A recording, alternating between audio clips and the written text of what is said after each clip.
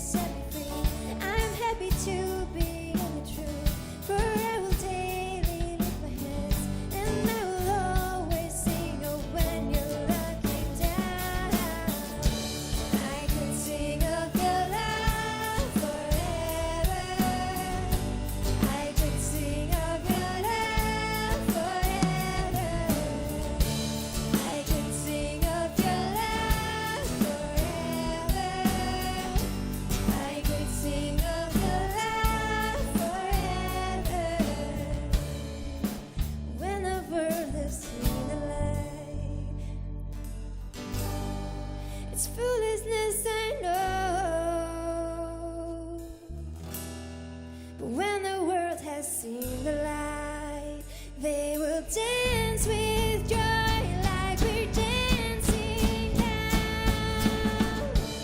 I could sing of your love forever. I could sing of your love forever.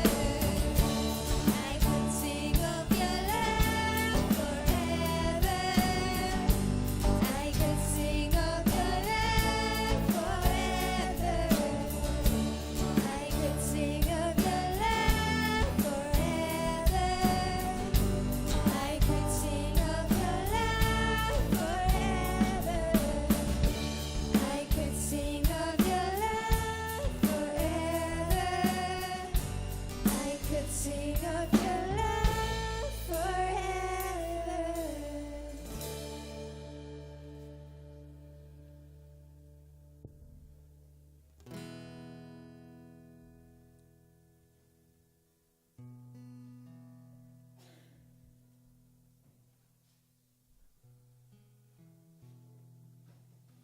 Halló, amen, velkomin á úlingasamkomu. Þó svo að það séu kannski ekki allir teljist úlingar lengur, þá getum við samt verið sammála að við séum ungi handa, eða ekki? Heyrðu, við ætlum að biðja aðeins saman, biðja fyrir samkomunni og fyrir því sem að Guð ætlar að gera á mótinu í kvöld og svo ætlum við að fá alla helgina og svo ætlum við að fá vitnisburð. Og heilagi Faðir, ég bara þakka þér fyrir að þú ert mitt á meðal. Heilagi Andi, við bara bjóðum þig velkomin að starfa í kvöld, við bjóðum þig velkomin að vera með okkur í kvöld, heilagi Faðir. Og ég bara bið þess, kæri Jesús, að þú komur og þú snertir, heilagi Faðir. Ég bið þess að opnir augu okkar og opnir hjarta okkar fyrir því sem að þú hefur í hyggju fyrir okkur, Jesús, og það sem að þú ætlar að gera, Jesús. Og ég bara bið þess að þú blessir líka reyti þegar hann talar til okkur aftur og blessir lóðgerðan, heilagi Faðir. Í þínu heilaga nafni bið ég, amen. Amen. Herðu, það eru nokkra tilkynningar fyrir úlingana eftir ekki næsta föstudag, heldur þar föstudag verðum við með vorferðin okkar sem að ég getið kíkt á, getið séð auglýsinguna á Facebook-grúpun okkar og vorferðin þá ætlum við að fara í lasertag og svo vera með hitting upp í Heiðmörk og kostar 2000 kall í lasertag og mat. Þannig að verða að skrá okkur fyrir miðvikudaginn fyrir 8. maí. Svo í lok maí þá ætlum við að fara til Eyja. Akkurat. Og var komið endalegt verð, Guðlaug. Ég náðu ekki alveg endalegt. Það er í kringum 8.000 krónur. Svona cirka. Til Eyja, fram og tilbaka með öllu. Það gerist ekki ódýrara. Það verður awesome. Þannig að þetta verður ógeðslega gaman. Við erum ógeðslega spennt og eins og allar, ef þið eru með fyrirspurnir Fíl og Eyjar, þá getið þið talað við Guðlaugu, vormóti getið þið talað við mig og svo bara muna skrá sig. Já, þá ætlum við bara að fá vitnisburð. Hún María Dögg ætlar að gefa okkur okkar vitnisburð.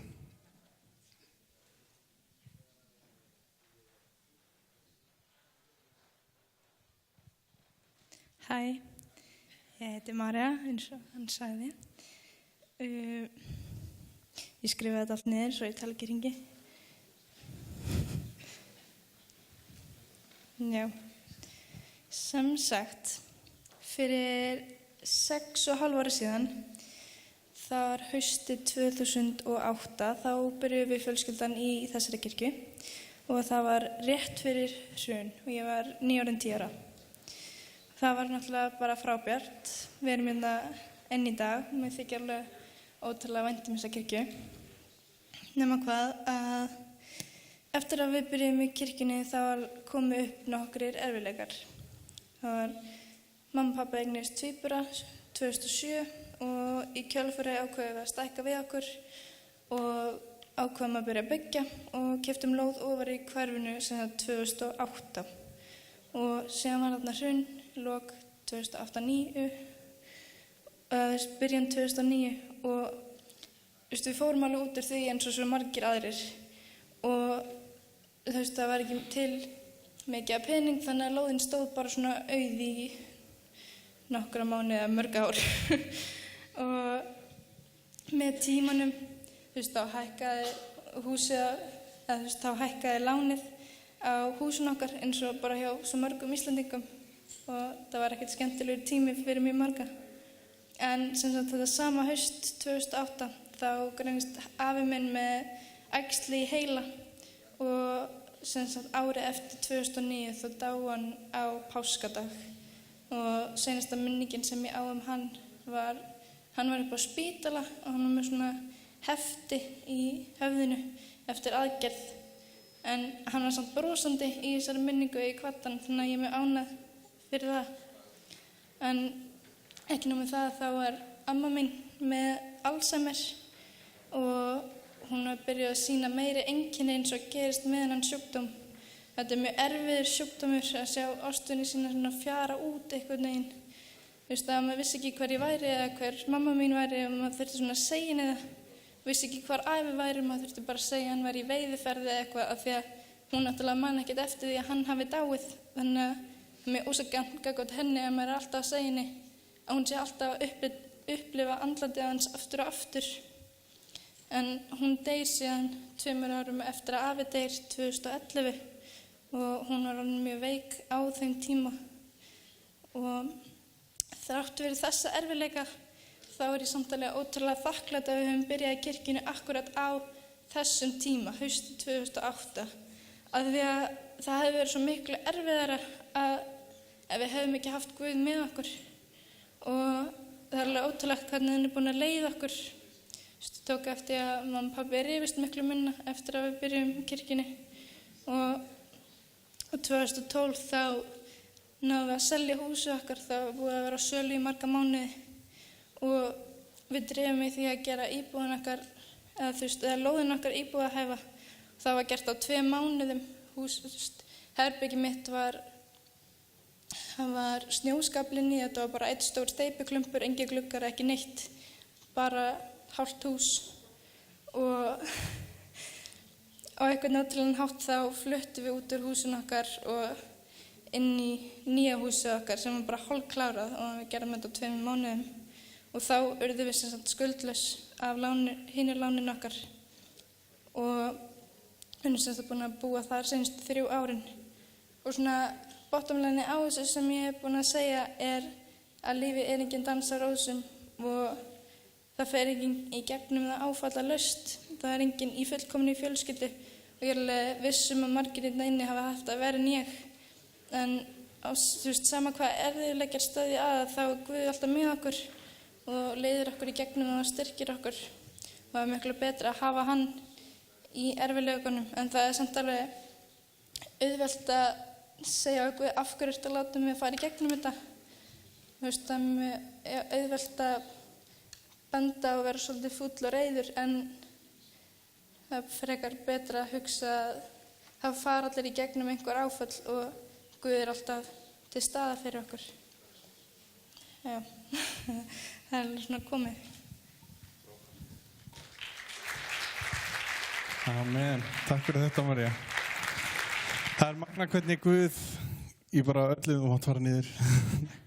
Það er magna hvernig Guð í þessu daglega lífi, hvernig hann mætir okkur og hvernig hann, hvernig getur lagt alla hluti í hans hendur og hann sér okkur, hann sér, hvað sem það er. Þannig að við ætlum bara að halda áfram. Ég vona að þessi vitnisburður hafi líka bara, kannski er ykkur sem að er að ganga í gegnum erfiðleika eða er að ganga í gegnum tíma sem við veit ekki, en að þessi vitnisburð hann styrki, hann segir, heyrðu Guð, hann er til staðar, hann heldur í hendina á þér og þú þarft ekki að hafa áhyggjur. Og ég hef náð að upplifa það með mitt líf að ég hef getað látið allar mínar áhyggjur á hann og einhvern veginn þá bara, þá þarf maður ekki að hafa áhyggjur, maður getur einhvern veginn bara treyst honum. Þannig að amen, þá er smá lókjör.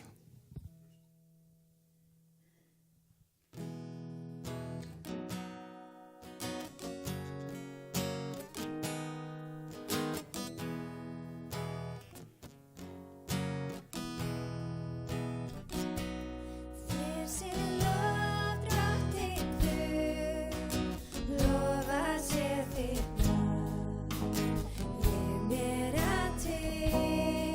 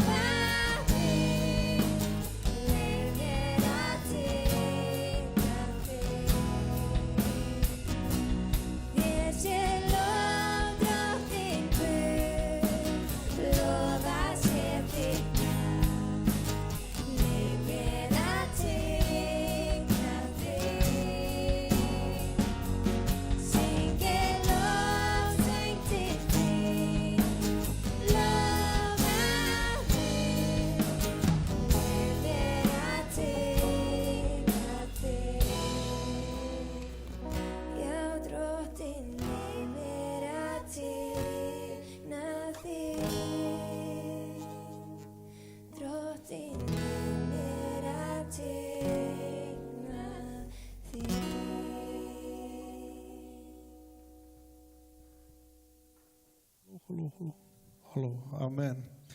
Við ætlum að taka fórn, þannig að þá sest maður ekki niður, því þá stendur maður upp til þess að fara í rassvasann. Við ætlum að taka fórn fyrir mótinu og það kostar að halda svona mót og svona, þannig að það er frítt inn en frjáls framlög, þannig að ef þið viljið leggja hönd á plóg og taka þátt í þeim kostnaði sem er á mótinu, þá endilega og baukarnir eru látnir ganga og svo er posi aftast. Amen.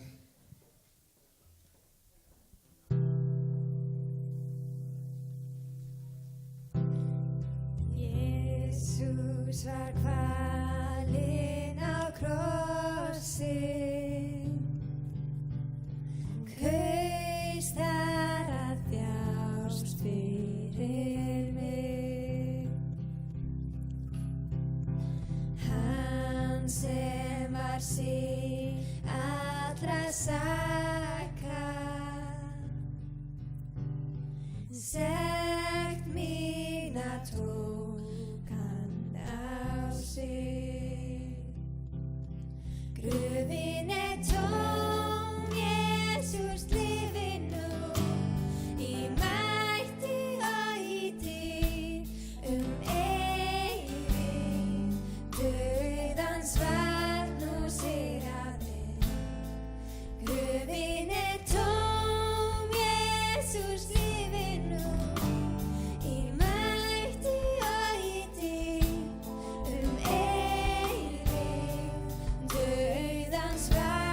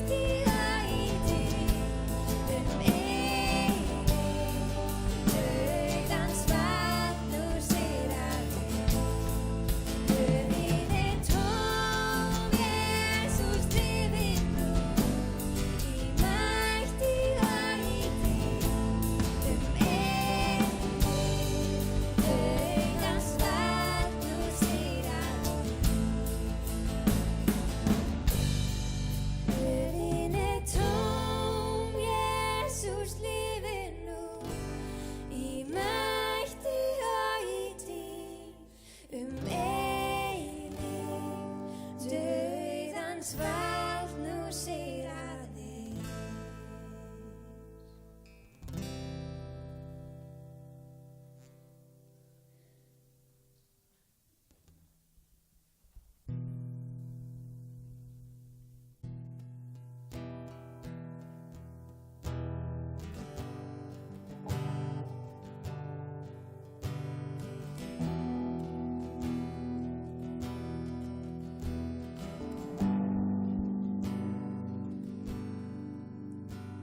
These pieces broken and scattered, we're together, mended and whole, empty-handed, but not forsaken. I've been set free. I've been set free. Amazing grace, how sweet the sound that saved a wretch like me. I once was lost, but now I am found. The sky would now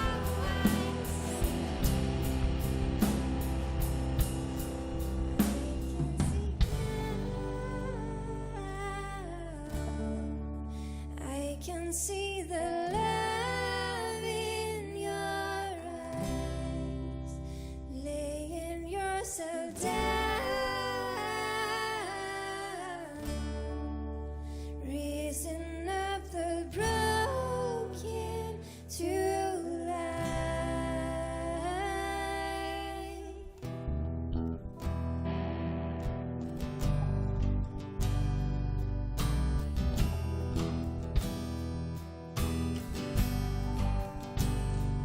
Take our failure, you take our weakness. You set your treasure in jars of clay. So take this heart, Lord, I'll be your vessel, the world to see your life in me. Amazing grace, how sweet the sound that saved a wretch like me. Whoa, I once was lost, but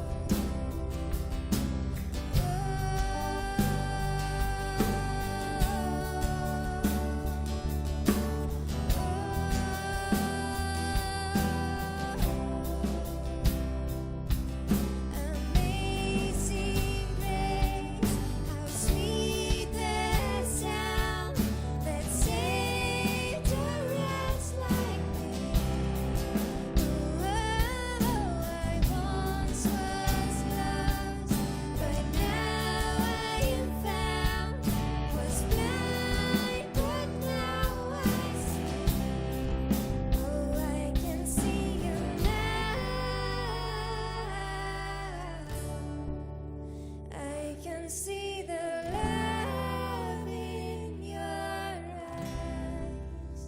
laying yourself down, raising up the broken to life.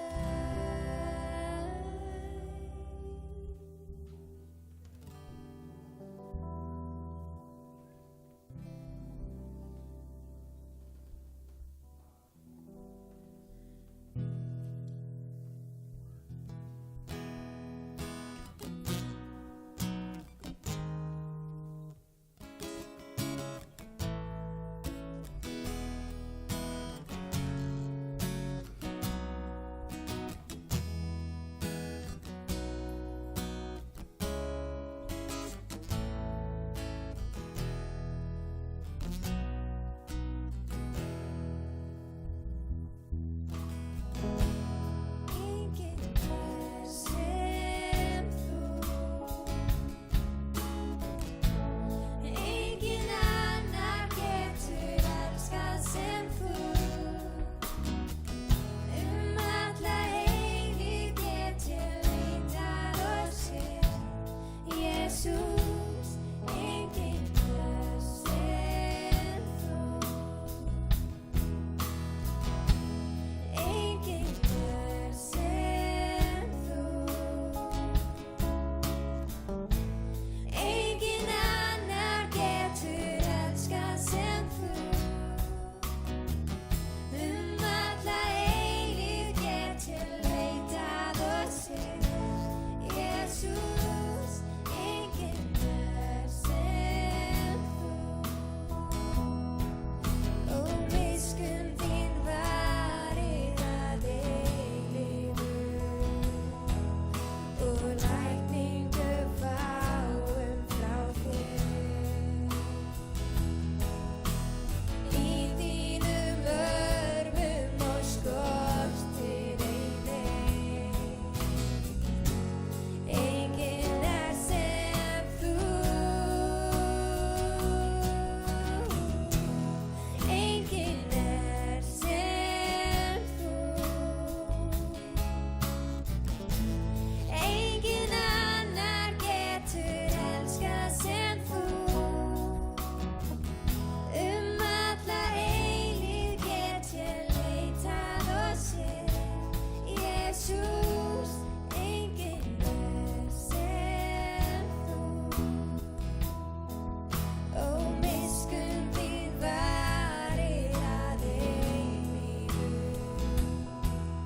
og lækningu fáum frá þér. Í þínum örmum og skortir einnig, enginn er sem þú. Enginn er sem þú, enginn annar getur elskað sem þú, alla eilífð get ég leitað og séð, Jesús, enginn er sem þú. Alla eilífð get ég leitað og séð, Jesús, enginn er sem þú.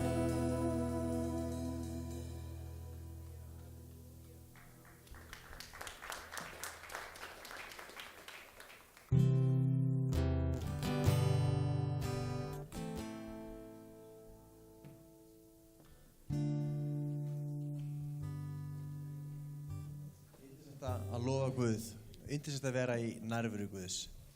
Og það er einmitt þema þessa mótar að fara dýpra með Guði, lengra með Guði, dýpra inn í nærveru Guðs. Og við höfum tengið til okkar mjög góðan gest, hann Lík Reiti sem hefur komið ekki einu sinni áður fyrir 2 árum. Hann er predikari sem ferðast allan heiminn til að predika heilagan anda, til að predika það sem Guð er að bara gera í dag.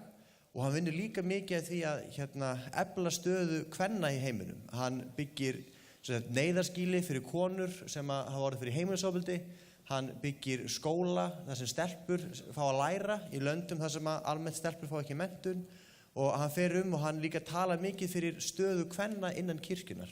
Að þegar heilugum andar úthelt að þá spyr hann ekki aldur, menntun, kyn eða fyrir störf. Heilar andi kemur bara þangað sem hann velkominn. Og það viljum við að hann sé hér í kvöld og skulum bjóða Lígreiti velkominn að koma og tala það orð sem Guð hefur lagt á hjartans. Amen.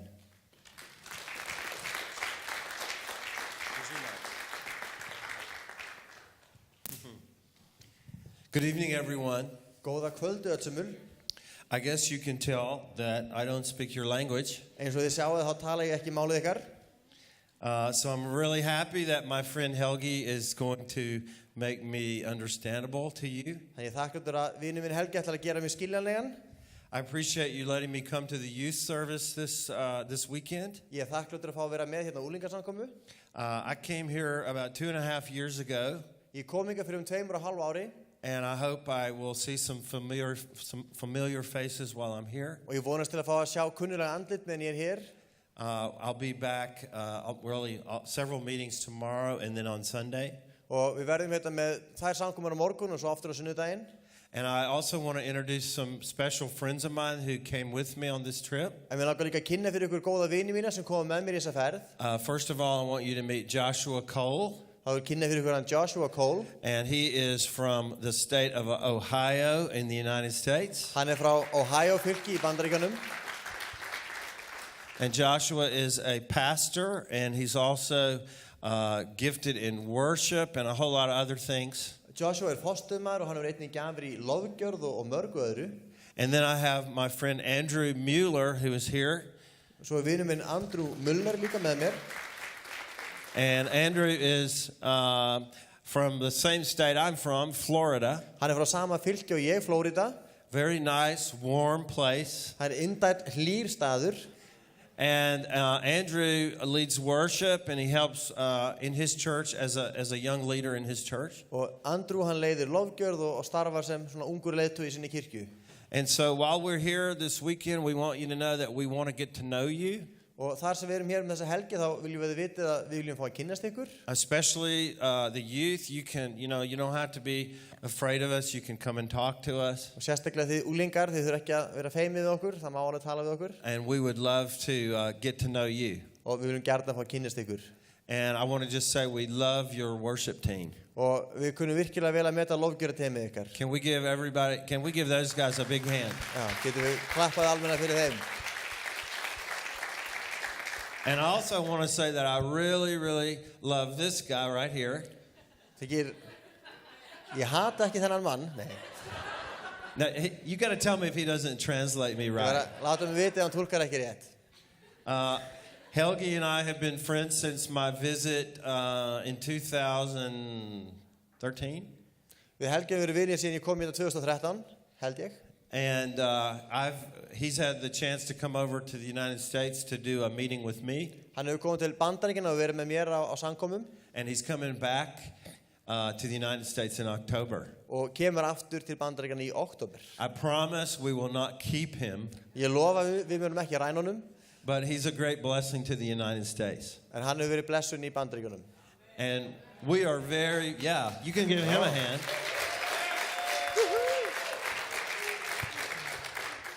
We are very glad to be back in Iceland. Og það mikil ánægja að fá að vera aftur á Íslandi.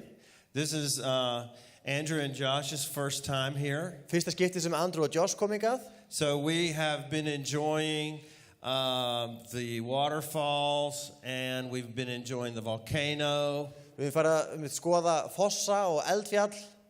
And the name of that volcano is? Og nafn þessa eldfjalls Eyjafjallajökull. Yeah, that one. Einmitt. Remember, I don't speak Icelandic. Ég tala ekki íslensku.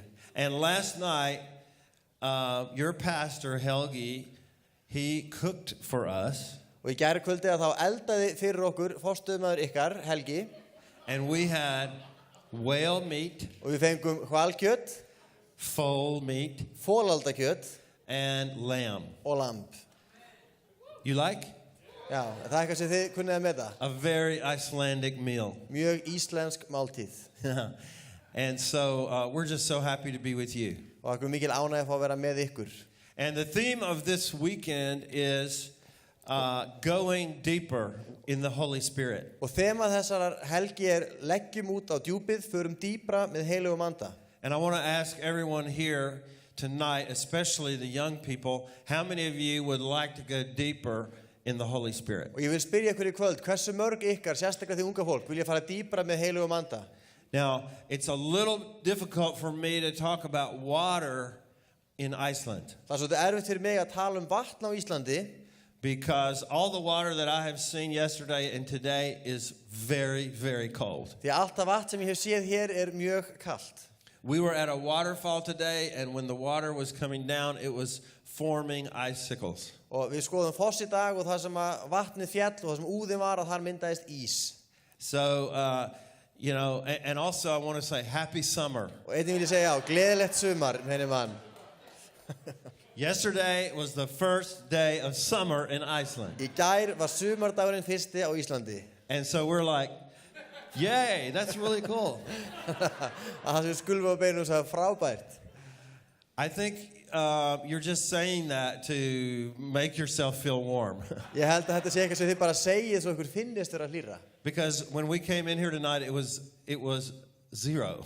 Því að þegar við komum hingað í kvöld þá var frostmark. And that doesn't make me want to jump into water. Og það fær mig ekki til þess að langa til að stökkva í vatn. But that's what we're going to be talking about tonight. En það ætlum við að tala í kvöld. Jumping into the deep end of God's river. Að stökkva í djúpan enda ár Guðs. So we're going to read a scripture from the book of Ezekiel. Við ætlum að lesa ritningarstað úr Esekiel. I have the scripture on the screen in English. Blah, blah, blah, blah, blah, blah, blah. Ég fæ versi hérna upp á skjá á ensku. And if you speak English, you can follow along with that. Þannig þið sem eru enskumælandi getið lesið það. Otherwise, I'm going to ask Helgi to read Ezekiel chapter 47, the first 5 verses. Annars ætla ég að biðja Helga að lesa Esekiel kapla 47 fyrstu 5 versin. And this is about the river of God. Og þessi vers fjalla á Guðs. Síðan leiddi maðurinn mig aftur að dyrum musterisins, þá sá ég vatn koma upp undan þröskuldi húsins og rann til austurs, en framhlið húsins sneri austur. Vatnið streymdi upp við hægri hlið húsins sunnan við altarið. Þá leiddi hann mig út norðurhliðið, fór með musterisliðinu, þar streymdi vatnið fram við suðurhliðina. Þegar maðurinn kom út austan megin, hafði hann mælikvarða í hendi.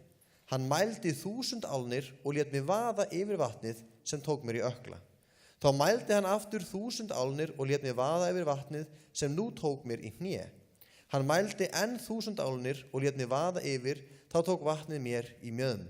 Hann mældi enn 1000 álnir og þá var vatnið orðið að fljóti sem ég gat ekki vaðið yfir.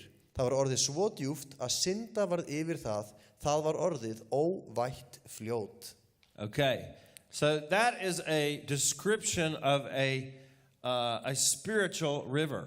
Þetta lýsing á andlegri á. It says that the prophet Ezekiel had this vision. Það segir að spámaðurinn Esekiel hafi séð þessa sýn. And he saw this river that was flowing from Jerusalem. Og hann sá þessa á sem flæddi frá Jerúsalem. But if you go to Jerusalem today, en ef þú fer til Jerúsalem í dag, you will not find a river in that city. Þá finnur þú enga á í þeirri borg. This is not talking about a natural river. Þetta ekki lýsing á jarðneskri á. This is something that the prophet saw in the spirit. Þetta eitthvað sem spámaðurinn sá í andanum. And he saw water coming out of the side of the temple. Og hann sá hvernig vatnið flæddi frá hlið musterisins. It says that it was just a trickle, just a little bit of water at first. Og þessu lýstan þetta hafi bara verið smá spræna í upphafi. And then the water got deeper and deeper and deeper. Svo dýpkar og dýpkar vatnið. Until it became this wide, wide river. Þar til það verður óvætt fljót. And this is what we call the river of God. Og þetta það sem við tölum sem á Guðs. It is the river of the Holy Spirit. Þetta á hins heilaga anda. Now we can look at this vision in really 2 different ways. Og þessa sýn getum við skoðað á 2 ólíka vegu. One, you can look at it historically. Við getum litið á þetta sögulega. because it's talking about something that actually happened years ago. Því þetta fjallar eitthvað sem gerðist raun og veru fyrir nokkrum árum. We know that after Jesus Christ was crucified on the cross, Við vitum að þegar Jesús Kristur var krossfestur and after he was buried and he was raised again, og eftir að hann var grafinn og svo reistur upp and after he ascended into heaven, og eftir að hann steig upp til himna, the Bible says that he was seated at the right hand of the Father. þá segir Biblían okkur að hann hefði sest við hægri hönd föðurins And a few weeks after he ascended, og nokkrum vikum eftir að hann steig upp the Bible says that God poured out his Holy Spirit on the church. að þá segir Biblían okkur frá því að Guð hafi úthelt heilugum anda yfir kirkjuna. And we've all read about that amazing moment Og við mögum lesum þá merkilegu stund when 120 of Jesus' followers were praying, þegar að 120 af fylgjendum Jesú voru á bæn and all of a sudden there was a sound of wind, og skyndilega kom gnýra vindi and flames of fire appeared on everyone's head, og eldtungur byrtust á höfði hvers og eins and the Holy Spirit was first poured out on the church. og heilugum anda var í fyrsta skipti hellt út yfir kirkjuna. Now, how many of you would have liked to have been in that room? Hversu mörg ykkar hefðu viljað vera í því herbyggi? That was a very special moment. Þetta var mjög sérstök stund. But the Bible says in this passage that we read En þegar við lesum þennan kafla that that moment of Pentecost was just a trickle of water. að þessi stund hvítasunnar hafi bara verið örlítið leki af vatni. That was just the beginning of the move of the Holy Spirit. Þetta bara upphaf hræringar heilags anda. Because back in those days, only the Holy Spirit was only moving right there in that place. Því að á þessum dögum þá var heilagur andi aðeins að starfa þarna á þessum stað. But we know that those disciples were empowered by the Holy Spirit. En við vitum að þessir lærisunnar fengu kraft heilags anda And they began to preach in Israel. og þeir fóru að predika í Ísrael, And then they went to Greece. síðan fóru til Grikklands, They went to Italy. til Ítalíu, Some of the disciples went in other directions. sumir fóru í aðrar áttir And before too long, the Holy Spirit was moving in many places. og áður en langt var liðið var heilagur andi að starfa á mörgum stöðum. Because, see, the river of God's Holy Spirit is moving in every generation. Því að á Guðs heilaga anda starfar í hverju einustu kynslóð. And the river of God's Spirit is getting deeper and deeper. Og á heilags anda dýfkar og dýfkar. Until we get to today, Þangað til við komum að deginum í dag. and we are living in one of the most exciting moments in history. Og við lifum á einni mest spennandi stund í sögunni. I don't know if you can feel it in Iceland yet, Og ég veit ekki hvort þið finnið þetta ennþá á Íslandi. but the Spirit of God is moving today like He's never moved before. En heilagur andi að starfa í dag eins og aldrei fyrr. I've had the opportunity to travel to a lot of different countries. Ég fekk tækifæri til að ferðast til margra landa. And those countries are experiencing unprecedented revival. Og í þessum löndum sjáum við vakningu sem við höfum aldrei áður séð. Countries that maybe a few years ago, they didn't even have Christianity. Í löndum þar sem jafnvel fyrir ekki löngu síðan var ekki til kristni. Did you know the greatest revival on planet Earth today is in China? Vissu það mesta vakning á jörðin í dag í Kína. There's like 25,000 people coming to Jesus every day in China. Það eru 25.000 að frelsast daglega í Kína. And missiologists believe that within maybe 10 or 15 years, Og kristnibóðsfræðingar telja að jafnvel á 10-15 árum China could become a Christian nation þá gæti Kína orðið kristin þjóð. because of the rate of growth of the church. Út af því hvað kirkjan vex hratt. I was just recently in the nation of Colombia. Ég var nýlega í Kólumbíu. And when I got there, they said, you're going to be doing 4 church services today. Heyrðu, þú verður á 4 samkomum í dag, var sagt um mig. And the first one is at 6 o'clock in the morning. Og svo fyrsta klukkan 6 að morgni. I don't think you guys do that in Iceland. Ég ekki viss að þið stundi það á Íslandi. And we don't do it in the United States either. Og það gerum við ekki í Bandaríkjunum heldur. Most people do not get up at 6 o'clock to go to church. Flestir eru ekki vaknaði klukkan 6 til að fara á samkomu. But they had a 6 o'clock and an 8:30 and an 11 o'clock service. En það var samkoma klukkan 6, klukkan 8:30 og klukkan 11 And then they had another service at 5 o'clock. og síðan var önnur samkoma klukkan 5. And when I walked into the church at 6 o'clock in the morning, Og þegar ég kom í kirkjuna klukkan 6 að morgni, every seat was full, þá var setið í hverju sæti and there were 1,000 people waiting to worship God that morning. og þar voru 1000 manns sem biðu þess að fá að lofa Guð. Because in cities in Colombia, the Holy Spirit is moving powerfully. Vegna þess í borgum Kólumbíu heilagur andi að starfa kröftulega And many people are coming to Jesus. og það eru margir að koma til Jesú And they're being filled with the Holy Spirit. og þau fyllast heilugum anda. And do you know that this is even happening in Muslim countries? Og þetta gerist jafnvel í múslimalöndum. Sometimes we hear the news and we think it's very depressing. Stundum heyrum við fréttirnar og okkur finnst það niðurdrepandi. But I've learned that sometimes the news doesn't tell you the whole story. En ég komst að því að fréttir segi ekki alltaf allan sannleikann. Because I have a friend who works in the nation of Iran. Þegar ég og vin sem að starfar í Íran.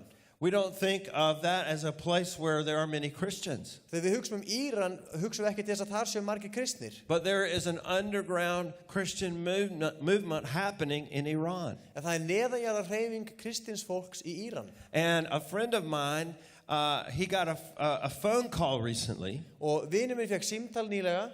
And this friend of mine, he got a call from a pastor in Iran. Og hann fekk símtal frá forstöðumanni í Íran. And this is what the pastor said. Og hann sagði, He said, brother, we think that maybe we should stop preaching the gospel.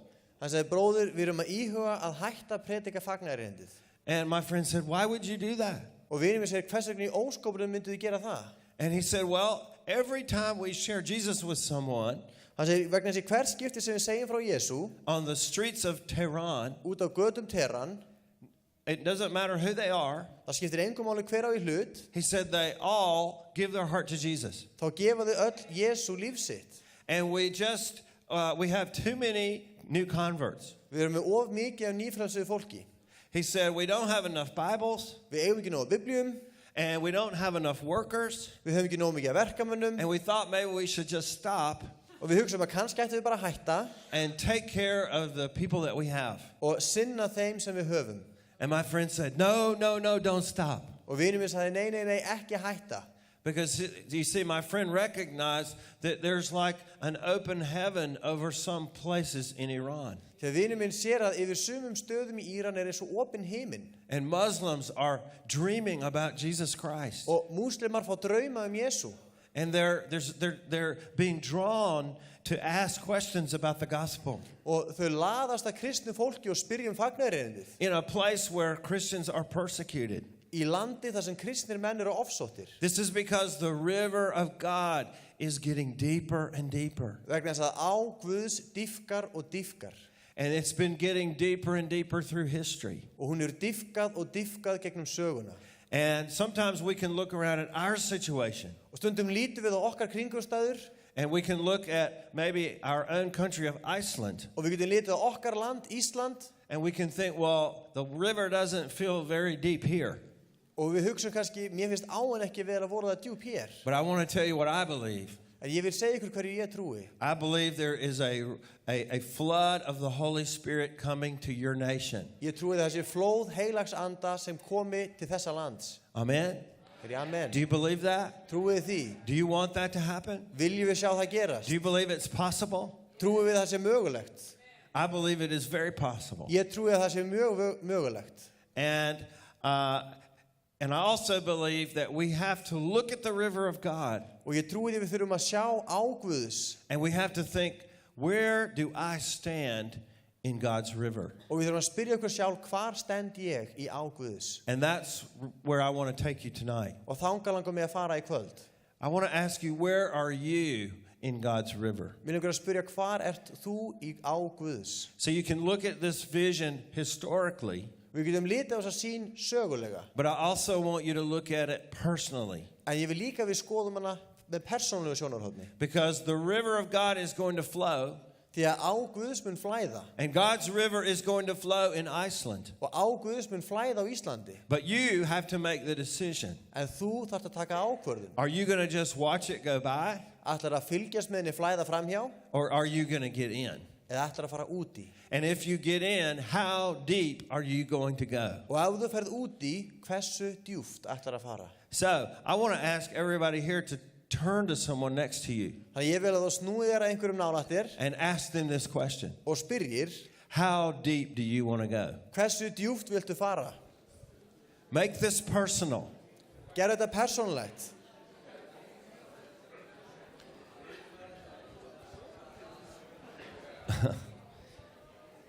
Now, when we read about the vision, Þegar við lásum sýnina, the Bible says that this river had 4 levels. þá segir Biblíun okkur að það hafi verið 4 stig eða 4 dýptar möguleikar. And I want us to look at those levels for a moment. Og ég vil við tölum þessi ólíku stig. First of all, it said there was water that came to the ankles. Fyrst af öllu þá lesum við að það var vatn sem náði honum í ökla. You can see a picture right there of those little babies in very, very shallow water. Og þið sjá mynd hann af litlum börnum í mjög grunnu vatni. The reason why I showed that picture Ástæð fyrir sýningu þessa mynd is it reminds me of when my children were small. vegna sem hún minnir mig á þegar börnin mín voru lítil. I have 4 daughters. Ég á 4 dætur.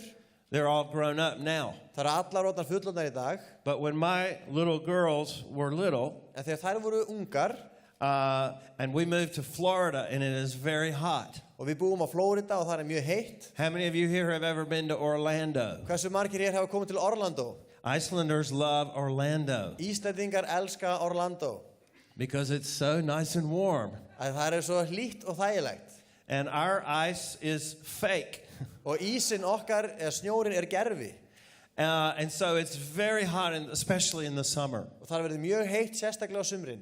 And so when we moved into our home in Orlando, Þannig að þegar við vorum heima hjá okkur í Orlando, a lot of people have swimming pools. það eru margir sem eiga sundlaugar. But we decided we would not build a swimming pool En við ákveðum að fara ekkert í það. because our girls were small and we didn't want them to, fall in and maybe have an accident. Og við óttumst að dætur okkar sem voru svo litlar myndi jafnvel dett út í og lendi í slisi. So I went to the store Þannig ég fór út í búð. and I bought one of those little small baby pools. Þannig ég fór og keypti svona litla barnalaug. And I put it in the backyard. Sett hann út í garð. I filled it up with about this much water, Setti bara pínlítið vatni í hana. put all the girls in it, Setti alla stelpunar honni. and they could splash and they could stay cool Það getur buslað og kælt sig. and they would have a great time in there. Og það skemmti sér konunglega. And then I would jump in the baby pool with them, Og svo stökk ég hann í barnalaugina með þeim. and then all the water would go out. Og þá fór allt vatnið. Because you see, baby pools are made for babies. Því að barnalaugar eru hannaðar fyrir börn. Baby pools are not made for adults. Barnalaugar eru ekki ætlaðar fullorðnum. It's okay for you to stay in the shallow water Það er alltaf að halda sig í grunna vatninu if you are a new Christian. ef þú ert nýr kristinn. But God wants us to grow. En Guð vill að við vöxum. Paul the Apostle told the Corinthians, Páll postuli sagði við Koruntumenn, he says, some of you are still babies. sum ykkar eru eins og börn ennþá. He said, you should have grown up by now, Þið hefðu átt að vaxa úr grasi, but you're still drinking milk. en þið eru enn að nærast á mjólk. You see, God wants every one of us to grow up. Guð vill að við þroskust og verðum fullorðin. Maybe some of you have only recently given your heart to Jesus. Kannski hafa sum ykkar nýlega gefið Jesú líf ykkar. And so you can enjoy the shallow water for a little while, Þannig að þið með njóta þess í smá stund að vera í grunna vatninu. but you cannot stay in the baby pool. En þú getur ekki bara dvalið í barnalauginni. Jesus wants you to become a strong, mature Christian. Jesús vill að þú verðir sterkur og þroskaður kristin einstaklingur. Amen? Er ég amen? So tell somebody next to you, Segðu við eitthvað nálægt þér, it's time to grow up. það er komin tími til að þroskast. Amen? Don't stay babies, Ekki vera börn eilífð. because God wants you to grow up. Því að Guð vill að þú vaxir, And I want to say this to all the young people. og við ykkur úlinga vil ég segja, Just because you're a teenager doesn't mean you stay in the baby pool. bara það að þú sett úlingur þýr ekki að þú er að vera í grunnulauginni. Because God wants you to bring other teenagers, Því að Guð vill að þið færið aðra úlinga, introduce them to Jesus, kynni þau fyrir Jesú and help them grow. og hjálpið þeim að vaksa. And you can't do that unless you are also growing. Og þið getið það ekki nema þið séu sjálf að vaksa. Okay, let's look at the next level of water. Og svo skoðum við næsta stig. It says that there was water to the knees. Og það segir það var vatn sem náði upp í hné. And whenever I think about knee-deep water, Og þegar ég hugsa hnédjúpt vatn, I think about hot tubs. þá hugsa ég heitan pott. Now, when we were coming to Iceland, Þegar við vorum að leið til Íslands, Helgi told us that we might go swimming in one of those hot pools. þá sagði Helga okkur að við gætum mögulega farið í heita laug. The last time I was here, I went to the Blue Lagoon. Síðast þegar ég hér þá fór ég bláa lónið. But he told us there might be another place on this, further away. En hann sagði okkur að það væri annar staður aðeins lengri burtu sem væri möguleiki. But we ended up not going there. En svo fórum við ekki þangað á endanum. Partly, I think, because it was so cold. Og ég held að hluta til að því það var bara mjög kalt. And Helgi also said he was worried Og Helgi hafði líka miklar áhyggjur af því that if we went there, we might see naked Germans. að ef við færum gætum við séð allsberra þjóðverja. And none of us wanted to see naked Germans. Og það var enginn mjög spenntur fyrir því. We brought our swimsuits. Við komum með sundskýlur. But maybe we'll do that before we leave. En kannski tekst okkur þetta áður en við förum. But, you know, hot tubs are great. Heitir pottar eru yndislegir. They usually hold about 4 people, Þangað komast kannski 4, unless you're a college student. nema þú sért í háskóla. And then they might try to get 20 people in the hot tub. Þá kannski komast 20 manns onni í pottin. But hot tubs are to make you feel comfortable. En heitir pottar eru til þess að þér líði vel, að fari vel þig. You can turn on the jets. Það er hægt að kveikja á nuddinu. If you have a sore back, it feels really good. Og ef maður er í bakinu, það er rosa gott. And you can just relax in that warm water. Og þú getur slakað á í heitu vatninu. Hot tubs are really about you. Heitir pottar snúast þig. And you see, when you come to know Jesus, Og þegar þú kynnist Jesú, He wants to bless you. þá vill hann blessa þig. He wants to heal your hurts. Hann vill lækna sár þín. He wants to help you with your finances. Hann vill hjálpa þér með fjármál þín. He wants to help you with your emotional problems. Hann vill hjálpa þér með tilfinningaleg vandamál. And He loves to bless us. Og hann elskar að blessa okkur. But if we're not careful, En ef við gætum okkar ekki, we will start thinking that it's all about us. þá förum við að halda að þetta snúist kannski bara allt okkur. And we just stay in that knee-deep water. Og við höldum okkur í þessu hnédjúpa vatni. And we don't realize Og við áttum okkur ekki á því that the reason God blesses us að ástæðan fyrir því að Guð blessar okkur is not just so we can feel good, er ekki bara til þess að okkur líði vel. but it's so that we can bless others. Heldur til þess að við getum blessað aðra. Amen?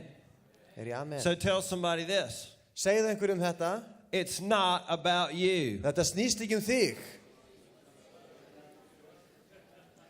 God doesn't just bless you for you. Guð blessar þig ekki bara þín vegna. Yes, He loves you. Já, hann elskar þig. He thinks you're wonderful. Og honum finnst þú dásamleg manneskja. But He's looking for people that will be His vessels. En hann að leita að fólki sem vill vera verkfæri hans. He doesn't want us to stop and become selfish. Hann vill ekki að við stoppum og verðum sjálfselsk. And many Christians get stuck right here. Og hérna festast margir kristnir menn. And they never go any farther. Og þeir fara ekki lengra.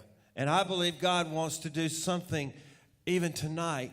Og ég trúi að Guð vilji gera eitthvað í kvöld. There's even some young people here tonight. Og það jafnvel ungt fólk hér í kvöld. And you've been wondering, why were you created? Og þú hefur verið að spyrja þig hvers vegna þú sér til. What is your purpose? Hver sé tilgangur þinn? And God wants to show you tonight Og Guð vill sýna þér í kvöld that He has a call on your life. að hann hefur köllun á þínu lífi. That He wants you to take His message of love to many, many others. Að hann vilja að þú flytjir öðrum boðskapinn kærleika hans. And He wants to anoint you with His Holy Spirit Og hann vill smyrja þig með sínum heilaga anda. so that you can be a voice to many other people. Svo þú getur verið rödd til margara annara. Amen? Heyri amen. So let's don't get stuck in the hot tub. Við skulum ekki festast í heitapottinum. This is what I call jacuzzi religion. Þetta er sem ég kalla nuddpotts kristni. We have a lot of it in the world. Það mikið til að vera í heiminum. In my country, we have some Christians, Í landinu mínu eru sumir kristnir and they think that God just wants to bless them financially, og þau trúa því að það snúist allt að Guð vilji blessa þau fjárhagslega. or He just wants to give them a nice house, Eða hann vilji bara gefa þeim gott hús. or He wants to give them 2 houses. Eða þau eignist 2 hús. But what I have come to believe En það sem ég hef farið að trúa is that every blessing He pours into my life, að hver einasta blessun sem hann gefur mér, He does that so that I will go out and reflect His love to others. það gerir hann til þess að ég fari út og endurspegli kærleika hans til annara. Amen. And I'm preaching this to the teenagers tonight. Og þetta predika ég til ykkar úlingar í kvöld. God wants you to go out and minister to your generation. Guð vill að þið þjóni til ykkar kynslóðar. Okay, let's look at number 3. Og svo skoðum við þriðja stigið. The third level of this river. Þriðja dýptarmöguleikan í þessari á. It says it's water to the waist. Það var vatn sem náði upp að mjöðm. That means halfway. Hálfa leið. And I have learned that a lot of people, when they start growing in Christ, Og ég hef séð að margir þegar þeir fara að upplifa vöxt í trúnni, they end up getting stuck at the halfway point. að þá festast þeir þarna á miðri leið. It reminds me of when I was a little boy, Að minni mig á þegar ég var lítill strákur and my family, we used to go to, every year we would go to this family reunion. á hverju ári þá fórum við á svona ættamót And all my cousins og allir frændur mínir komu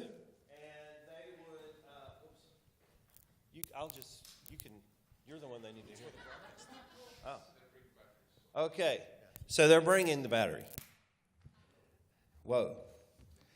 So all my relatives would come to this reunion. Þannig að allir ættingar mínir komu á ættamótið And one of the things I loved about this time og eitt af því sem ég elskaði við þennan tíma was there was this swimming pool on the property. að það var sundlaug þarna þar sem við vorum And all my cousins would come and we would play in that pool. og frændfólk mitt kom og við lékum okkur í lauginni. But there was a problem with this swimming pool. En það var eitt vandi við þessa laug. It was like Iceland. Hún var svolítið íslensk. It was very cold. Þetta var mjög kalt. Because the water came from an underground spring. Því að vatni kom upp úr neðanjarðar lind. And even though it was the hottest time of the year, Og þó þetta væri heitasti tíma ársins, the water was very cold. þá var vatni mjög kalt. And I was only like 8 years old. Og ég var bara 8 ára gamall. And I was a lot skinnier back then. Og ég var mun hóraðri þá. So even though I wanted to swim, Þó mig hafi langað til að synda.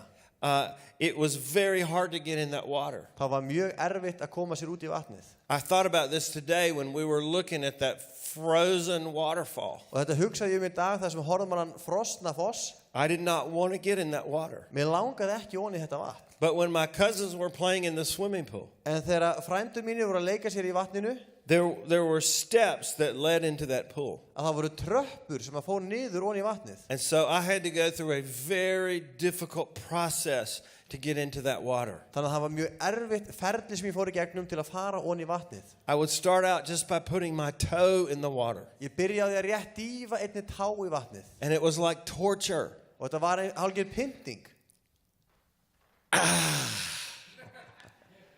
Do you ever do that in Iceland, or you guys are just so used to cold water? Gerið þetta í Íslandi eða þið bara svona vön köldu vatni? Oh yeah, that's right. Your pools are hot. Þið farið bara í heitt vatn. Well, that waterfall today was not hot. Já, þetta var ekki mjög heitur foss sem ég sá í dag. And then the other foot. And then to go deeper. Oh. Svo fór maður aðeins dýpra. And then deeper. Og svo dýpra. And then my feet are turning blue. Og svo eru fæturni farin að blána. And then you get deeper and deeper in that cold water. Og svo fer maður dýpra og dýpra í þetta kalda vatn. And then you get to your waist. Og svo er maður komin upp að mjöðm. And that's where you want to stop.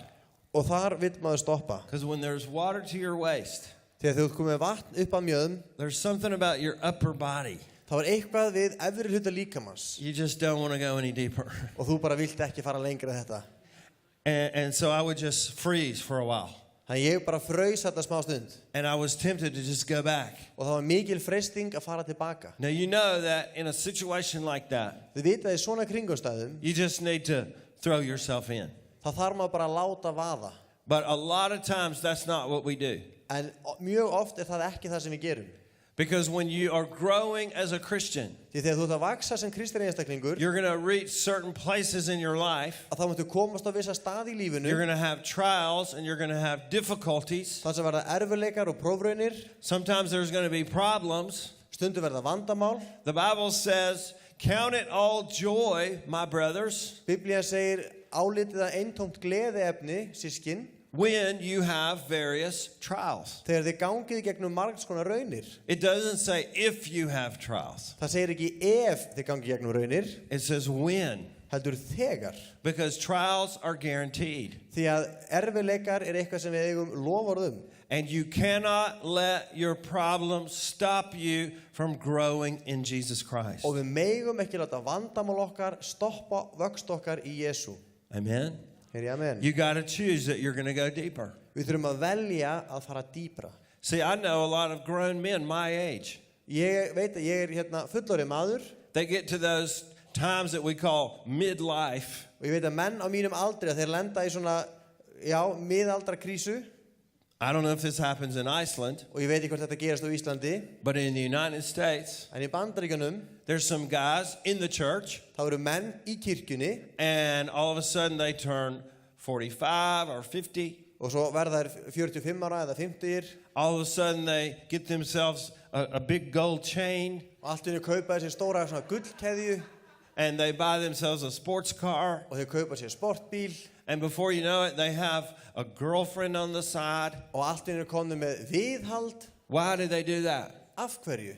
Because they don't want to grow up. Af því þeir vilja ekki verða fullorðnir. All of a sudden, they want to go backwards. Allt í einu þá vilja fara tilbaka. They reach that midpoint. Þeir koma að þessum miðjupunkti They hit a wall, og þeir rekast á vegg and they decide they want to go backwards. og þeir ákveð þeir vilja fara aftur og bak. I want to tell you again, Og ég vil segja ykkur aftur and I might be speaking to some middle-aged people tonight. og kannski er ég að tala til fólks á miðjum aldri. God does not want you to stop.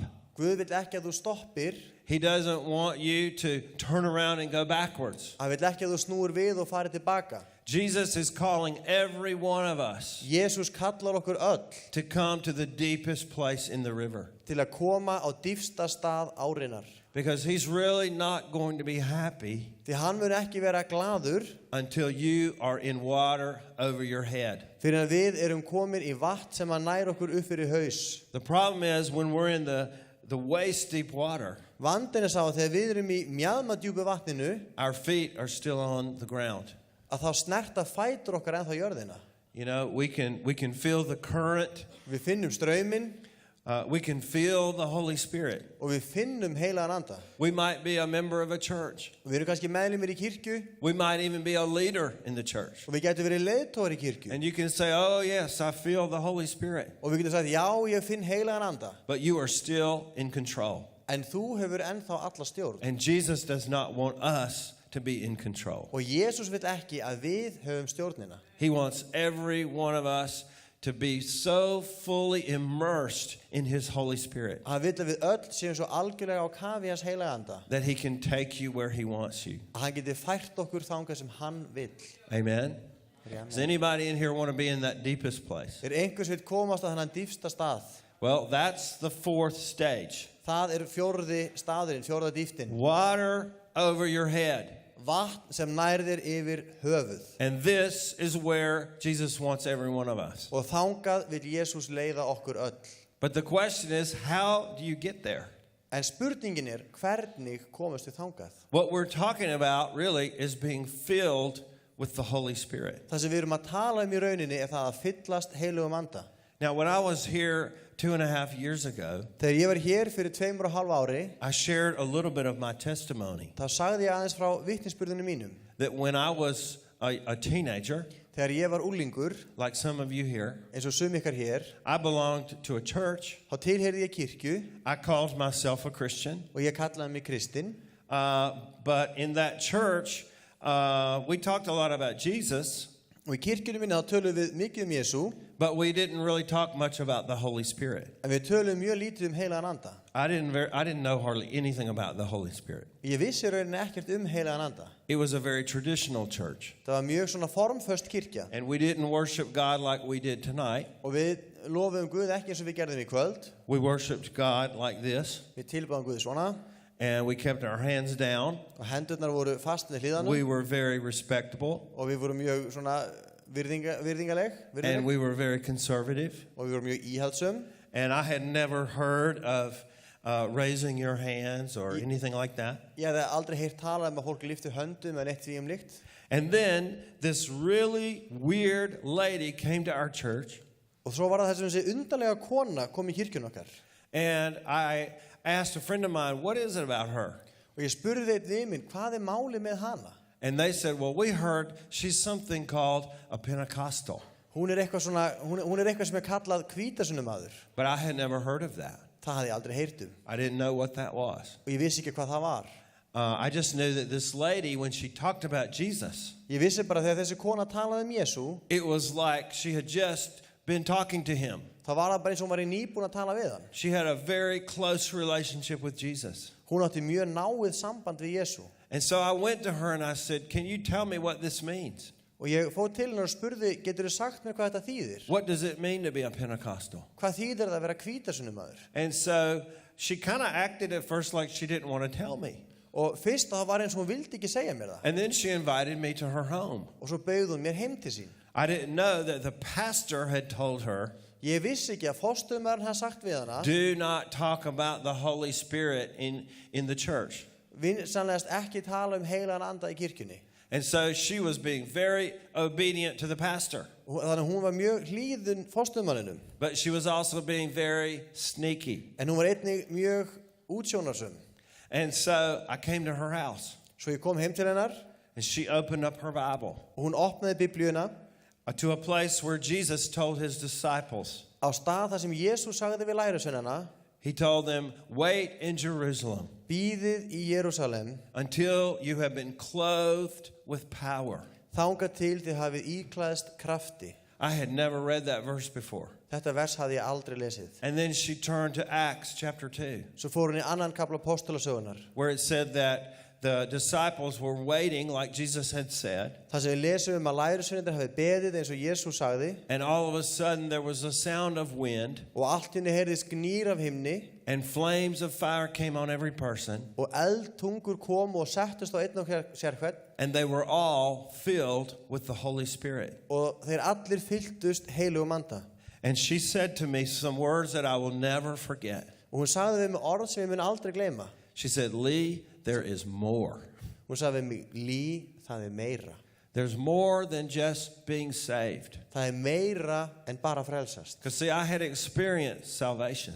Ég hafði upplifað frelsið. I knew that Jesus died on the cross for me. Ég vissi að Jesús hafði dáið fyrir mig á krossinum. I knew that my sins were forgiven. Og ég vissi að syndir mínar voru fyrirgefnar. But I didn't know what to do after that. En svo vissi ég ekki hvað ég átti að gera. I was still in the shallow water. Ég var ennþá í grunna vatninu. I was still a baby Christian. Ég var ennþá bara barn sem kristinn. Because God has so much more for us after salvation. Því að Guð hefur svo miklu meira fyrir okkur eftir að við frelsumst. And she said, Lee, Jesus wants to baptize you with the Holy Spirit. Hún sagði við mig, Lee, Guð vill skýra þig með heilugum anda.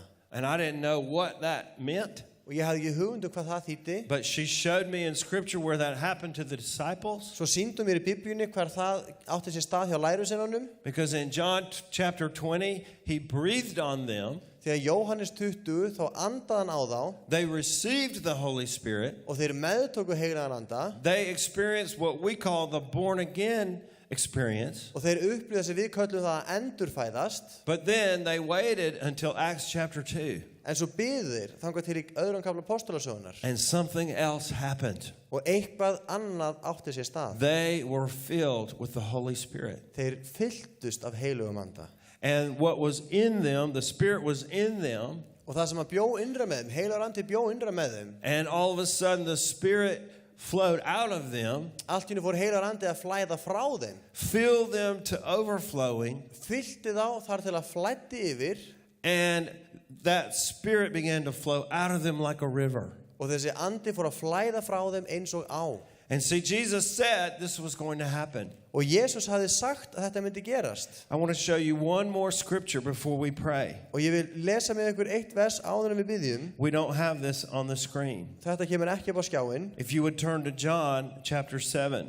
Ef þið eru með biblíur með ykkur og flettið í Jóhannesar Guðspjall 7. kapla. And I want Helgi to read verses 37 through 39. Okay, I'm going to read it in English first. Og ég ætla að lesa þetta fyrst á ensku.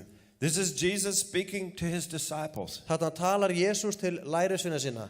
Now on the last day, the great day of the feast, Jesus stood and cried out, saying, If anyone is thirsty, let him come to me and drink.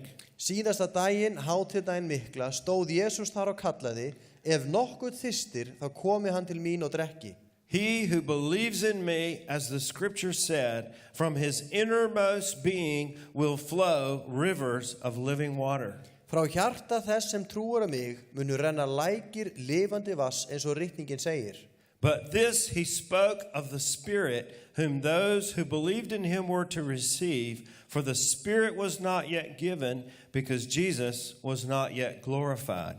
Þarna átti hann við andan þau skildu hljóta sem á hann trúa, því að enn var andin ekki gefin, þar að Jesus var ekki enn dýrlegur orðin. See, when Jesus said these words to his disciples, Þannig þegar Jesus talaði til lærisveina sinna, the words went like this.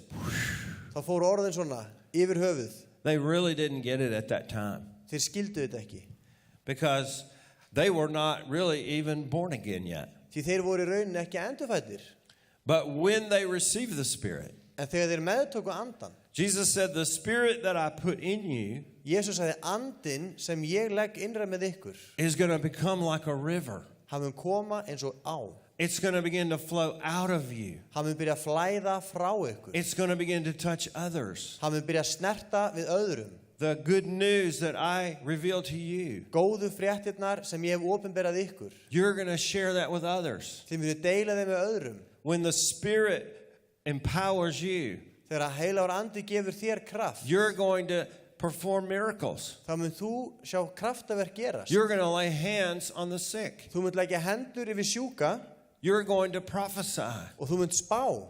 You're going to do the same kind of miracles that Jesus did. Þú mun vinna samskonar kraftaverk og Jesus vann. And see, this is what's happening in the world today. Og þetta að eiga sér stað út allan heim. People who have received the fullness of the Spirit, Fólk sem hefur meðtekið fyllingu andans, they are becoming like rivers. þau eru að verða eins og á. And the river of God is flowing in greater power than ever before. Og á Guðs flæðir með meiri krafti en nokkru sinni fyrr. Now, I asked you this question before. Og ég spurði ykkur að þessu áður. How many of you want to see a wave of the Holy Spirit sweep through Iceland? Hversu margir vilja sjá öldu heilags anda falla yfir Ísland? Well, see, if you want to see that, Ef þú vilt sjá það eiga sér stað, you can't just stand on the banks of the river þá getur þú ekki staðið bara á bökkum árinnar and say, okay, I hope that happens to everybody. horta á og sagt, ég vona þetta komi nú fyrir alla. You have to say, Lord, I want you to do that in me. Þú þarft að segja, Drottinn, þetta vil ég að þú gerir í mér. I want your river to flow through me. Ég vil að þín á flæði í gegnum mig. And that means you have to say, Lord, I want you to fill me with the Holy Spirit. Það merkir þú að segja, Drottinn, ég vil að þú fyllir mig af heilugum anda. And that's exactly what happened to me when I was 18. Og það nákvæmlega sem gerðist hjá mér þegar ég var 18 ára gamall. After I talked to that lady, Eftir ég hafði talað við þessa konu, even though she was strange, jafnvel þó hún væri svolítið sérkennileg. she was not like any Christian I had met in my church. Hún var ólík öllu kristna fólkinu sem ég hafði hitt í kirkjunni minni. But I couldn't get it out of my head Þá losnaði ég ekki við þetta úr huganum. that she said, Lee, there is more. Og hún hafði sagt, Lee, það til meira. And I was thirsty for more. Og mig þyrsti í meira. I wanted to be filled with the Spirit. Ég vildi fyllast heilugum anda. And so I decided after about 1 week, Eftir það bil viku, I went to my church. þá fór ég í kirkjuna. There was nobody there. It was a Sunday night. Þar var enginn, þetta var á sunnudagskvöldi. I sat down on the steps behind the church. Ég settist niður á tröppurnar fyrir aftan kirkjuna And for the first time in my life, og í fyrsta skipti á ævinni I lifted my hands. þá lyfti ég höndum. I had never done that. Það hafði ég aldrei gert. because we didn't do that in our church. Því það gerðu við ekki í kirkjunni minni. And I prayed a very dangerous prayer. Og ég bað mjög hættulegar bænar. I said, Lord, would you baptize me in the Holy Spirit? Og ég sagði, Guð, viltu skýra mig í heilugum anda? And then I just went like this Og síðan bar ég hönd fyrir höfuð mér. because I didn't know what would happen. Ég vissi ekki hvað myndi gerast. I read in Acts chapter 2 Ég las í Postulasögunni that there was wind and fire. að það var vindur og eldur. I didn't know what would happen, Ég vissi ekki hvað myndi but I gerast. wanted what God had for me. En ég vildi eignast það sem Guð vildi gefa And when mér. I lifted my hands Og því ég lyfti höndum and I prayed that prayer, og ég bað þessara bænar, Jesus did a miracle in my life. þá gerði Jésús kraftaverk í mínu lífi. I had never in my life seen anybody raising their hands. Ég hefði aldrei á ævi minni séð neitt lyfta höndum. I had never seen anybody laid hands on in a meeting. Ég hefði aldrei séð neitt leggja hendur yfir eitthvað og biðja. I had never heard of speaking in tongues. Ég hefði aldrei heyrt neitt tala í tungum. I had just read about it that week in the book of Acts. Þetta hafði ég bara lesið fyrr í vikunni í Postulasögunni. And this lady told me, Og þessi kona hafði sagt við mig, when you ask Jesus to baptize you in the Holy Spirit, þegar þú biður Jesú að skýra þig í heilugum anda, you're giving him everything. þá ert að gefa honum allt. You're asking him to fill you completely. Þú ert að biðja hann að fylla þig algjörlega. You're letting go of your desires. Þú ert að sleppa tökum á þínum löngunum. And you're saying, Lord, just come and have your way. Þú ert að segja, Guð, komdu bara og gerðu það sem þú vilt. And she told me, you might get this strange language. Hún sagði við mig, þú getur eignast svona skrítið tungumál. And it will just begin to bubble up out of you. Og það byrja bara að flæða upp innra með þér. And I read in the Bible Og ég las í Biblíunni that when the early Christians were filled with the Holy Spirit, að þegar kristna fólkið í frumkirkjunni fylltist heilugum anda, they began to speak in these other languages. þá fóru að tala þessi önnur tungumál. And even though that seemed strange to me, Og þó að mér þætti það skrítið, I said, Lord, come and do that in my life. þá sagði Guð, viltu gera það í mínu lífi? And guess what happened? Og vitið hvað gerðist? I was 18 years old. Ég var 18 ára gamall, I was a Southern Baptist. ég var baptisti, I'd never seen this happen before. ég hefði aldrei séð neitt þessu líkt. God baptized me in the Holy Spirit on Southern Baptist property. Guð skýrði mig í heilugum anda á lóð Suðurríkja baptista. Because he doesn't care about the sign on the church. Því honum sama skiltið á kirkjunni. He wants to fill all Christians with his Holy Spirit Hann vill fylla alla kristna menn með heilugum anda. in all nations. Í öllum þjóðum. And God changed my life that night. Og Guð breytti lífi mínu þetta It kvöld. was the most important day of my whole life. Þetta var eitt mikilvægasti dagur í mínu lífi. And you know, when I was praying about this meeting tonight, Og vitið hversu ég var að biðja fyrir þessari samkomu í kvöld? the Lord said there are some people here Guð lagði hjarta við að hér er fólk. that he wants this night to be your most important night. Hann vill að kvöldið í kvöld verði ykkar mikilvægasta kvöld. There are some people here, your heart's beating a little bit faster Og þið eru hér í kvöld og þið finnir kannski hjarta slá svolítið örar núna. because you want to go deeper with God. Af því að þú vilt fara lengra með Guði. You just haven't really known what to do. Þú hefur bara ekki alveg vitað hvað þú ættir að gera. And Jesus is challenging you. Og Jesús skorar á þig. He's saying, I want you to come all the way into the deep end. Hann segir, ég vil að þú komir alla leið í djúpu laugina. Don't live in the shallow water. Ekki dvelja í grunna vatninu. Don't live in the jacuzzi. Ekki dvelja í nuddpotnum. Don't get stuck halfway. Ekki festast á miðri leið. And let me just say to all the teenagers, Og ég vil segja við úlingana, is that okay if I just get real honest with you? má ég bara vera mjög heiðalegur við ykkur? Yeah? Má það? When you are stuck halfway, Þegar þú festist á miðri leið, if you're going to go into the deeper water, ef þú ferð út í dýpra vatnið, that means you have to surrender the most private part of your life. þá þarf það að gefa eftir þá hluti í lífiðinu sem eru hvað persónulegastir. A lot of times people get stuck Margir festast because they don't yield their sexuality to God. að þeir gefa ekki eftir kynþáttin í sjálfum sér eða það sem er kynferðislegt. And there's some of you tonight Og þeir sum í kvöld.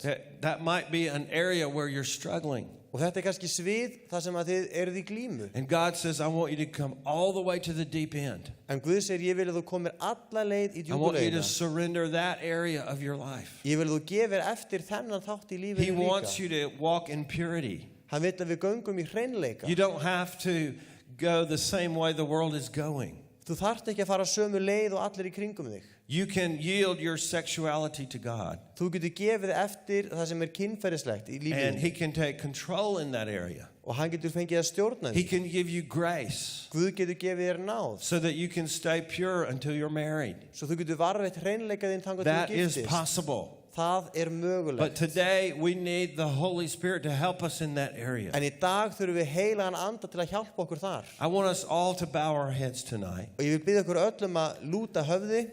And I want you to just think right now, Og ég vil að þú hugsir með þér. where do you stand as far as the river of God? Hvar ert þú í á Guðs? Where are you in relation to the river of God? Hvar ert þú í á Guðs í dag? Are you in the shallow water? Ertu í grunnavatninu? Are you still a baby Christian? Ertu ennþá bara barn sem kristinn? Are you in the jacuzzi? Ertu í nuddpotnum? Are you stuck halfway? Ertu fastur á miðri leið? Maybe there are those tonight that you say, I'm already in the deep end. Og kannski ertu hér í kvöld og þú segir, ég þegar í And that's djúpuleiðinni. wonderful. Og það yndislegt. But there are many people here tonight En það eru margir hér í kvöld. that you're just like Peter standing in the boat, Að þeir eins og Pétur þar sem hann stendur í bátnum and Jesus is calling to you. og Jésús kalla til þín. And he's saying, I want you to step out of the boat, Og hann segir, ég vil að þú farir út fyrir borðstokkin. and I want you to get in the deep end with me. Og ég vil að þú komir í djúpu ána með mér. And he wants you to come into the deep place of the Holy Spirit. Og hann vil að þú komir út á djúp heilags anda. Some of you have never been filled with the Holy Spirit. Sum ykkar hafið aldrei fylst heilugum anda. And Jesus wants to do that miracle in your life tonight. Og Jésús vil vinna það kraftaverk í þínu lífi í kvöld. I want to ask, I don't know if somebody on the worship team could just play quietly on the keyboard. Hvort það gæti einhver úr lofgjörhóttnum komið og spila kannski ljúft bara á píanóið. Is there somebody that can do that for us, or Einhver sem gæti gert það fyrir okkur. is it okay if one of my guys does it if they can? Það er lægi.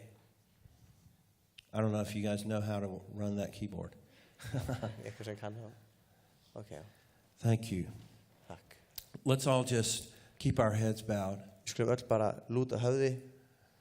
I believe the Holy Spirit is here with us tonight, Ég trúi heilar andi sé hér með okkur í kvöld. and He's working in every heart. Og hann að starfa í hverju einasta hjarta. He knows where all of us are, Hann veit hvar við erum stödd öll sömul. and He knows your hunger. Og hann þekkir hungur þitt. And there are people in this room tonight Og hér fólk í kvöld. that you are hungry for more. Og ykkur hungrar í meira. When that woman told me, Lee, there is more, Þegar kona saði mér, Lí, það til meira. I wanted what she was offering. Þá vildi ég það sem hún var að bjóða mér. And I knew that Jesus had that for me. Og ég vissi að Jésús hefði það fyrir mig. But I had to make the decision. En ég þurfti að velja. I had to get up and I had to move. Ég þurfti að standa upp og ég þurfti að færa mig. And I had to say, Lord, I don't really know what this is going to mean. Ég sagði, drottin, ég veit ekki alveg hvað þetta merkir. It might feel a little scary, Og þið finnst þetta kannski ókvæðanlegt. but I want more of you. En Guð, ég vil meira af þér. And I want to be filled with the Holy Spirit. Og ég vil fyllast af heilugum anda. I want to live a spirit-filled life. Ég vil lifa andans fylltu lífi. And I want the river of God to flow out of me. Og ég vil að á heilags anda flæði frá mér. There's some of you in here tonight, you feel very thirsty. Og þeir eru sum hitt inn í kvöld og þau upplifið mikið þorsta. There's a young woman here tonight. Það ung kona hér í kvöld. You've been very confused about your future. Og þú hefur upplifað mikla ringulreið varandi And you've framtíðina. even recently said, I don't know who I am. Og þú sagðir jafnvel nýlega, ég veit ekki eins og hver ég But God says, En I Guð- want to fill you. Guð segir, ég vil fylla þig. There's also some people here tonight Það líka fólk hérna í kvöld. that the truth is you have really never made an initial decision Og staðrendur þess að þú hefur aldrei tekið þessa ákvörðun to get in the shallow water. að fara í grunnavatnið.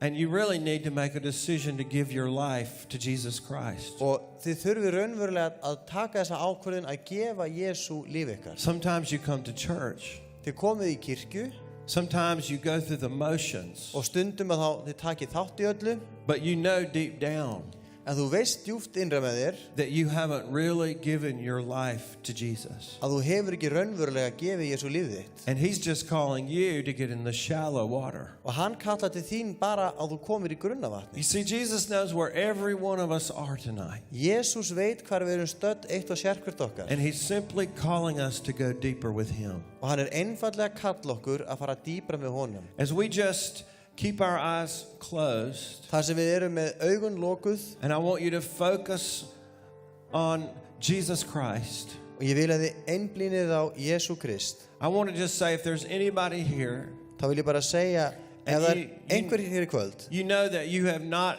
gotten in the shallow water yet, og þú veist að þú hefur ekki ennþá farið út í grunnavatnið, but you want to give your life to Jesus for the first time, en þú vilt gefa Jesú lífið þitt í fyrsta skipti, I want you to be courageous enough þá vil ég biðja að bara hafa það hugrekki, to just stand right where you are. að standa upp þar sem þú ert. We're going to pray for you. Og við munum biðja með þér. Anybody here, you just said, I know that I have not ever given my life to Jesus before. Ef þú ert hérna og þú veist að þú hefur ekki gefið Jesú lífið þitt, Or you feel like you've just been playing games. eða þér finnst að þú sért í raun bara búin að vera að leika hlutverk, And you really want to say, Jesus is my Lord. og þú vilt raunverulega geta sagt, Jesús minn drottinn, Let's make sure that we do that first. þá skulum við ganga úr skuggum að við byrjum þarna. Anybody here that needs to make that decision, Einhver hér í kvöld sem þarf að stíga þetta skref, just stand where you are. stattu þá bara þar sem þú ert. Thank you, Lord. Don't hesitate if you need to do that. Ekki hika að þetta skref sem þú þarft að taka. Jesus is calling every one of us. Jesús að kalla á okkur eitt og And sérhvert. if you need to respond, listen to his voice. Ef þú þarft að svara, hlustaðu þá á rödd hans. Okay, now I want to ask this question. Svo vil ég spyrja, If you are in the water, ef þú ert komin út í vatnið, but you want to get in the deepest part of the river, ef þið langar að fara út í dýpsta hluta vassins, and you want Jesus to fill you completely, og þú vilt að Jesús fylli þig algjörlega, and you want to have that experience of being baptized in the Holy Spirit, og þú vilt eignast þessa reynslu að Guð skýri þig heilugum anda, then he wants to do that in your life tonight. þá vill hann gera það í þínu lífi í kvöld. Some of you may have even been prayed for that before, Og sum ykkar hafi kannski fengið fyrirbæn hvað þetta varðar áður, but you may feel like you got filled but you completely leaked out. og þið upplifðu kannski að þið hafið fylgst heilugum anda en það er svo það hafa allt lekið frá ykkur. And you're saying tonight, Lord, I want you to fill me completely. Og þú segir í kvöld, Guð, ég vil að þú fyllir mig algjörlega. I don't care what anybody else thinks. Mér sama hvað öðrum finnst, Lord, I want you and I want only you. ég vil þig og bara þig. And I want you to fill me with your power Og ég vil að þú fyllir mig með kraftið þínum. so that the river of God can flow out of me in fullness.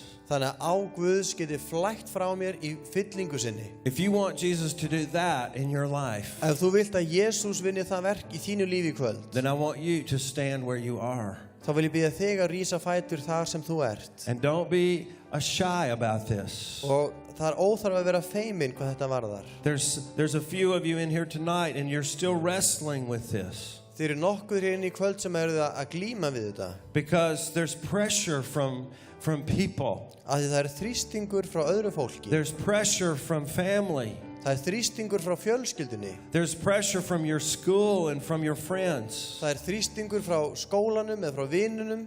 But Jesus is saying, don't worry about that. En Jesús segir, hafðu ekki áhyggjur af því. Let me do the miracle in your life. Leyfðu mér að vinna kraftaverkið í þínu lífi. Now, I'm going to ask my friend Joshua to come down. And also, I'd like to ask if there are any prayer ministers from the church. Það byrja vin minn Joshua að koma hérna fram og þeir sem eru í fyrirbænaþjónustu hérna í kirkjunni. I want those prayer ministers to come and stand down here first, facing the people. Þeir sem eru í fyrirbænaþjónustu, þeir myndu koma hérna og standa fremst og snúa að fólki. And then I want to ask those of you who are standing, Og svo vil ég biðja þau ykkar sem standið, I want you to just make your way to the front. ég vil biðja ykkur að koma fram As you come, remember you are leaving the shallow water og þar sem þið komið munið að þið eru að fara úr grunnavatninu and you are coming to the deep end of the pool. og þið eru að koma út í djúpu laugina. just come now, Þið með koma fram núna and I want you to stand in this altar area.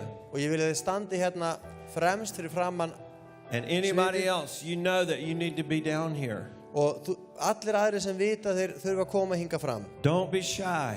Ekki láta feimni stoppa þig. Just come down and fill this whole area to the center. Skulum bara koma hérna fram og fylla alveg inn að miðju. Thank you, Lord. Takk Everyone come.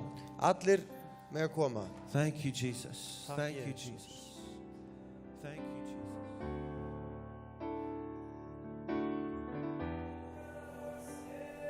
Það var samkoma hérna úr Fíladelfíu að ljúka og vormóti heldur samt áfram og hvetjum til að ef þú tök á því að koma hingað aftur á morgun, hvað er þetta morgun? 8. Klukkan 8 annað kvöld hér á sama tíma, á sama stað, Hátúni 2 og hvetjum til að fylgjast vel með ef þú eru ekki tök á því að koma, þá getur þú fylgst með á philadelphia.is en ég held að þetta enda að biðja saman. Er það ekki?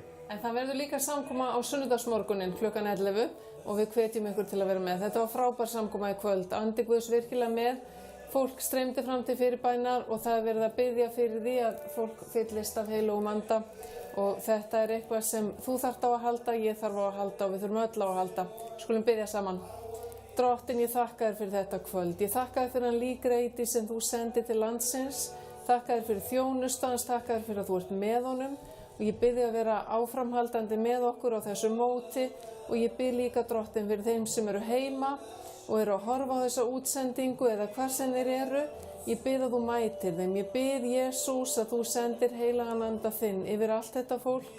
Viltu hjálpa þeim Drottinn til að ganga dýpra með þér, ganga alla leið með þér.